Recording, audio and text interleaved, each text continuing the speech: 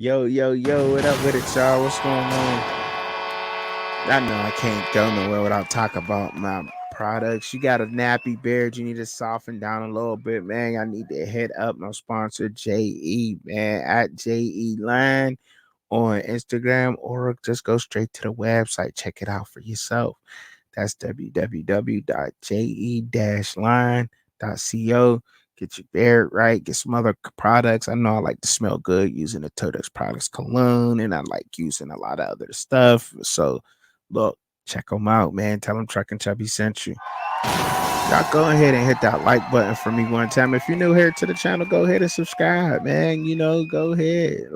And we are about to get to talking about how do we make bowl games matter in college football. There's a couple different scenarios that I was thinking about with this, right? Just a couple, and I want to share just a couple, right?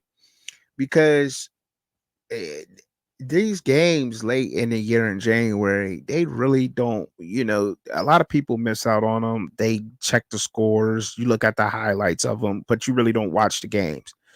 It's just a fact, right? You really don't watch the games. You sit there and you say, oh, no, I don't want to watch this game. I'm not going to watch the game. And it has to be more exciting. And these corporate sponsors, they spend a lot of money on these games, believe it or not. Now, look, if you plan the games around these rivalry games in college, let me explain this. You have games such as the Backyard Brawl, Pitt and West Virginia University. That game usually goes down. I mean, it goes all the way down. You hear me? There's nothing else that you can't really give up, right? So then you got like just even for instance, Western Kentucky and Middle Tennessee State, the 100 miles of hate. Listen to what I'm saying, bro. And you got like the Air Force Colorado State game, the Ram Falcon Trophy, the Ram Falcon Trophy. Listen, Air Force Hawaii, the Wagon Wheel game, Kent State and Oregon. Like, okay, you get what I'm do y'all get what I'm saying? Do y'all get what I'm saying, bro? Like this would be crazy. Alabama, Clemson, Alabama, Florida, Alabama, Georgia, Alabama, Georgia Tech. These games have not been played in a long time. You got the Apple Cup with Washington State. That's a good one. People love watching that one, right? The Golden Boot, Arkansas, LSU. These games could be sponsored by I don't know, the AutoZone Golden Boot game, Arkansas, LSU. That would listen to me. That would be sick. Now people are watching it and it's corporate sponsored. I would say keep it, both of those teams have a field big enough to, bring in a crowd. And if they don't, then you could probably move it to a neutral site. But I'll keep them where they at. But that's how you get it. That's one way, right? The rivalry games. You got Secretary Trophy, Army Navy game, the Bronze Stock Trophy, Ball State, Northern Illinois. Just saying. And the group of five need their own bracket. And this is why, because the group of five have rivalry games too. They have rivalry games too. We'll get to talking about that, right? But if they had their own playoff system, you can run that, right? Or the preseason rankings with these teams, right? The preseason rankings. However y'all work that out, right? They work it out. Preseason rankings, they're coming out. Play the games in the beginning of the season. We said that the season will have to probably start before, right? A little bit before. Play the bowl games at the beginning of the season. Let's get them popping right now. Let's get some of these games in right now. Right now, right away. Don't wait till the end of the year. Let's get the bowl games going right now. Right. Just for instance, right now, like look how huge the Nebraska game and Colorado game is right now. Look how huge that is right now, already been televised. Just imagine how big that game would be right now if the Amazon Prime Bowl, the order, and I don't know, the Peacock Bowl, you know, Nebraska and Colorado, excuse me. You know, like that would be crazy right now. And corporate sponsors, there, everybody's watching that game. It's only week 2. You're watching that game. It's gonna go. It's gonna be nationally televised. I don't know when they're gonna start stepping in and doing that, but I mean, you're going to get the views. And think about it, right? College football season is college football season. You're not now, you know, the NBA games might become important. The NFL playoffs are being watched because when you're trying to compete with the NFL playoffs and all of that other stuff, like could cut down on a lot of that, you know, because it's going to happen anyway with the college football playoff. But if we're playing some of these bowl games at the beginning of the season, listen to what I'm saying. Listen to what I'm saying, man. I think it's a good idea. Now, I'm 100% positive that there's a better way of doing it than what I'm explaining it, but I know that I'm on the right track. I'm on the right train. You know what I'm saying? I'm on the right train. This train is going to that destination. Now, whether I just got off the wrong stop or not, that's up to for debate. But I know that I'm on the right train, you know, and we were on the right track when we were discussing this on the fans' point of view. We get into some nice conversation and some good. We have some great ideas. That I believe that's damn near perfect. Like, how could you not play the bowl game at the beginning of the season, or or make a bowl game a rivalry game? Why wouldn't you? I mean, they already pretty much come in and sponsor the rivalry games, right? They already pretty much come in and do that. That's pretty much already done, right? But when it's a bowl game, when it's a bowl game, it's that much more meaningful. It's that much more meaningful. Now we ain't just playing for the victory bell. Now you playing for the victory bell bowl game. Like, come on, man. Like, because that's already important in colleges anyway. It should be. But the one question that I would have, and I know some people might have out there, but with the NIL going on, you're getting all these mercenaries on these teams. Does it even matter? Absolutely, it still matters. Absolutely, it still matters because you can't go in there, you can't go in and lose the rivalry bowl game and you know what I mean? Like that's like taking 2 L's in one game, you know, or it's like 1 and 2 games. You know, you can't just go in there and and just miss out on that. But then you're not going to get. But that I believe that's only way you're going to get your stars playing in these important games. They make a couple extra NIL bucks.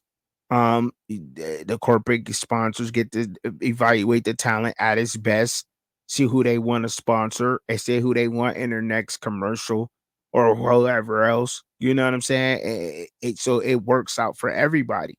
I believe everybody eats in this way. I believe it works out for everybody. Far as the logistics go of that, you don't have to rent out a huge. You don't have to rent out a huge stadium and or get a huge NFL stadium to do so. You know, I'm just saying. I'm just saying. I like the idea of it. I mean, if you got any other suggestions to it, put it down in the comments and let me know what you think about this idea. I think it's genius as far as could think of. I think that this can work. That a lot of people would tune into these games and they're meaningful. And as far as the preseason rankings, I don't know if I explained that, but have them play it out. Because other and can I really say this? I don't know, but y'all correct me on this, right? Other than like the top 5 in the country, maybe the top 10, you normally see a top 10 team lose within like the first 5 weeks, probably sometimes in college football, right? Have them play for the rankings. Why not? Have them play for the preseason rankings. Of course, it would to take opportunities away for a Troy or South Alabama being able to play a Georgia or an Alabama week 0 or whatever. But there's a lot of week 0 games out there. Um, but doesn't really take it away from them if the FCS has their own college football playoff. I'm just saying, you could do the same for them. Everything you're doing over at Power Four, Power Five, do it for the FCS, FBS, FCS. If you're gonna do it in the preseason ranking games for the FBS, do preseason ranking games for the FCS. If the bowl games are the bowl game, rivalry game, bowl game slash bowl game, gonna do that for the FBS, do that for the FCS. College football playoff for the FBS, college football playoff for the FCS. It will be watched. It definitely will be watched. I think that they deserve it. Um, so a lot of people say they have a problem with accepting that and saying, "Oh well, I think that it's a disrespect to say that the FCS program should have the Group of Five should have their own bracket, 12 seed bracket, and they should just be able to play the other teams." But we see what happens when the Group of Five sometimes plays the P4s in week 0, week 1. We see what happens. It's rare that an FBS team takes a loss. They sometimes do, but most of the time they win those games in blowout fashion. If Liberty and Oregon taught us one thing last year, that when you get a top Group of Five team and a top Power Five team, the outcome is definitely leaning to the Power Five team, most definitely. Um, will that be changing? Yes, I do think that that's going to change.